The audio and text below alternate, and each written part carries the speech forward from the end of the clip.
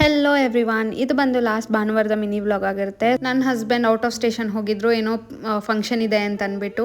ಇನ್ನೊಬ್ಳಿಗೋಸ್ಕರನೇ ಇನ್ನೇನು ಫ್ಯಾನ್ಸಿಯಾಗಿ ಮಾಡ್ಕೊಳ್ಳೋಣ ಅಂತ ನೋಡಬೇಕಾದ್ರೆ ನನಗೆ ಕಣ್ಮುಂದೆ ಬಂದಿದೆ ಈ paneer frankie or paneer roll ಅಂತಲೂ ಕರೀತಾರೆ. ಸೊ ಇದಕ್ಕಂತ ಚಪಾತಿನ ಮಾಡಿಕೊಂಡು ಪ್ರಿಪೇರ್ ಮಾಡ್ಕೊಳ್ತಿದ್ದೆ. ಸೊ ಇದಕ್ಕೆ ಫಸ್ಟ್ ಒಂದು ಬೌಲಲ್ಲಿ 1 ಕಪ್ ಅಷ್ಟು ಪನ್ನೀರ್ ಪೀಸಸ್ನ ತೊಗೊಂಡು 2 ಸ್ಪೂನ್ ಅಷ್ಟು ಕರ್ಡ್ನ ಸೇರಿಸ್ಕೊಳ್ಬೇಕು. ಇದಕ್ಕೆ 1 ಸ್ಪೂನ್ ಅಷ್ಟು ಕಾಶ್ಮೀರಿ ರೆಡ್ ಚಿಲ್ಲಿ ಪೌಡರ್, ಸ್ವಲ್ಪ ಅರಿಶಿನ, ಗರಂ ಮಸಾಲ ಮತ್ತು ಚಿಕನ್ ಮಸಾಲ ಮತ್ತು ಸ್ವಲ್ಪ ಉಪ್ಪನ್ನ ಸೇರಿಸ್ಕೊಂಡು ಚೆನ್ನಾಗಿ ಮಿಕ್ಸ್ ಮಾಡಿ ಒಂದು 15 ಮಿನಿಟ್ಸ್ ಮ್ಯಾರಿನೇಷನ್ಗೆ ಅಂತ ಇಡಬೇಕು.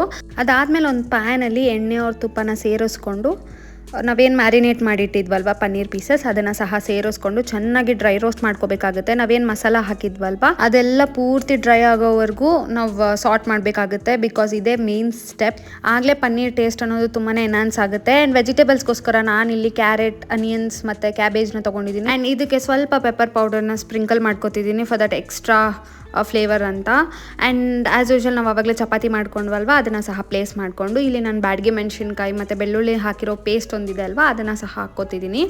ಆ್ಯಂಡ್ ಇದನ್ನು ಚೆನ್ನಾಗಿ ಚಪಾತಿ ಮೇಲೆ ಸ್ಪ್ರೆಡ್ ಮಾಡಿಕೊಂಡು ಆ್ಯಂಡ್ ನಾವೇನು ವೆಜಿಟೇಬಲ್ಸ್ ಸಾಟೆ ಮಾಡ್ಕೊಂಡಿದ್ವಲ್ವ ಅದನ್ನು ಸಹ ಪ್ಲೇಸ್ ಮಾಡಿ ಪನ್ನೀರ್ ಪೀಸಸ್ನ ಸಹ ಅರೇಂಜ್ ಮಾಡಿಕೊಂಡು ನೀಟಾಗಿ ಚೆನ್ನಾಗಿ ರೋಲ್ ಮಾಡಿಕೊಂಡ್ರೆ ಬೆಸ್ಟ್ ಅಂತಲೇ ಹೇಳ್ಬೋದು. ಆ್ಯಂಡ್ ಸ್ಕೂಲಿಂದ ಕಾಲೇಜಿಂದ ಬಂದಿದ ತಕ್ಷಣ ಅಶ್ವು ಅಂತ ಕೇಳಿದಾಗ ಇದೊಂದು ರೆಸಿಪಿ ಮಾಡಿಕೊಡಿ, ತುಂಬಾ ಹೆಲ್ದಿ ಆ್ಯಂಡ್ ತುಂಬಾ ಟೇಸ್ಟಿಯಾಗಿರುತ್ತೆ. ಅವ್ರಿಗಂತೂ ತುಂಬಾ ಇಷ್ಟ ಆಗುತ್ತೆ. ರೆಡ್ ಚಟ್ನಿ ಬದಲು ನೀವು ಬೇಕಿದ್ರೆ ಟೊಮೆಟೊ ಸಾಸ್ನ ಸಹ ಹಾಕ್ಕೊಳ್ಬೋದು.